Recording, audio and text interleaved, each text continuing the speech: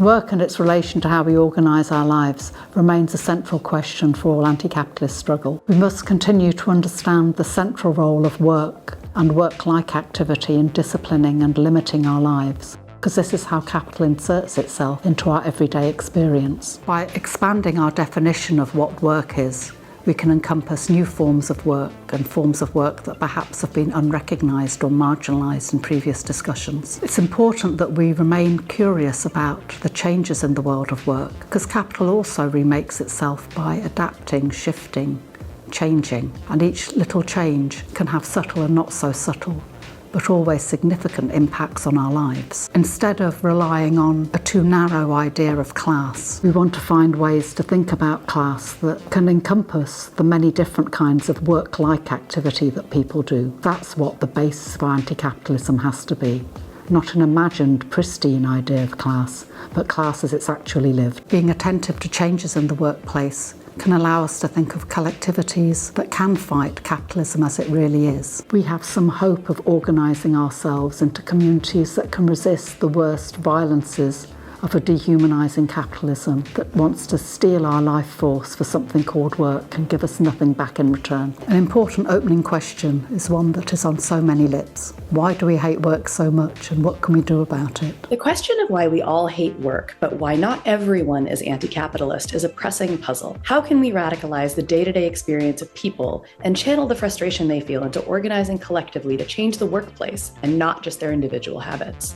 We also need to expand our understanding of the workplace from the factory to other waged and unwaged labor, such as unpaid work like domestic labor. Many people find meaning in their work, though many too are beginning to question that desire. They're beginning to realize that contemporary worries about burnout and the pressure to love your work have a material basis: the exploitation by the bosses of workers' labor for profit. This became particularly evident during the lockdowns of the COVID-19 pandemic as the workforce fragmented.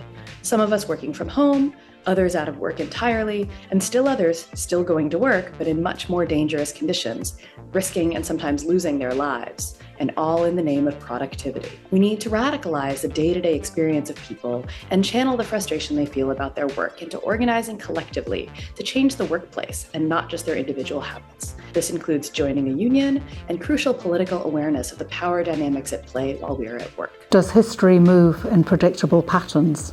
Friedrich Engels, when he was reviewing a book by Marx, wrote that history moves in zigs and zags. I think work is part of being human and how we relate to nature and to each other. And also, of course, the relationship of humans to nature moves in zigs and zags. Transforming work and working conditions is paramount to making a better world, because work is so important to our world. But when we think about it, it's crucial in our analysis of work, being human in fact, to look not only at the situation in the global north, but specifically in the global south. In Capital, it's an understated thing, but Marx said that in 19th century Britain, the majority of workers were domestic workers. Now in the 21st century, there is a parallel to the fact that domestic workers were the largest section in the 19th century. Now, rather than having domestic workers live inside a home, work from downstairs for upstairs, we have a range of digital services. People deliver food on bicycles. People come in and clean your house and then leave. The conditions of work might in fact be worse off now. The situation of exploitation might be much worse. And that's the reason why, with the pandemic, but even before the pandemic, we have about 2 billion people hungry in this world. They just don't earn enough. They don't have the capacity to live enough.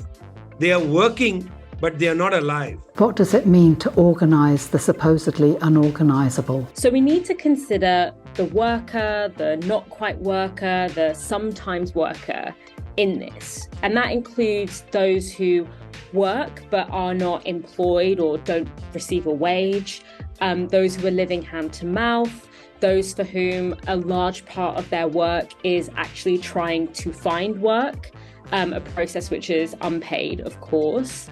And Indeed, the global workforce is disproportionately concentrated in or from the global south, where quality and stability of work access are the worst. So we can really look at historical examples of exploited workers organising, like the Wages for Housework campaign, and learn how to organise those who are considered unorganisable by kind of traditional union methods. To start to tackle this crucial issue, it's important to look at how things like the platform economy, made up of companies like Uber and Deliveroo, have changed the way workers can interact with each other. So the cab office no longer exists in the same way.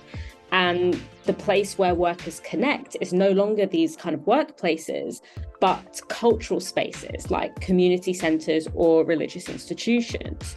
So in addition to joining a union and looking at historic examples of organising, we also need to support the work of community spaces as part of our understanding of what the labour movement is. Work and how we understand work remains an always complicated question, but it's still a very central question to what an anti-capitalist politics can and should be. It's important that we find ways to channel our frustration in our individual workplaces and into some kind of collective project to remake the world of work and wider society. We can't survive on ways of living that just try and tinker around the edges of our personal practice, our consumer habits. It's only by organising the supposedly unorganisable, who may well be us, given what work is like now, that we can start to understand the zigs and zags of history and build ourselves into a collective force that can remake the world completely.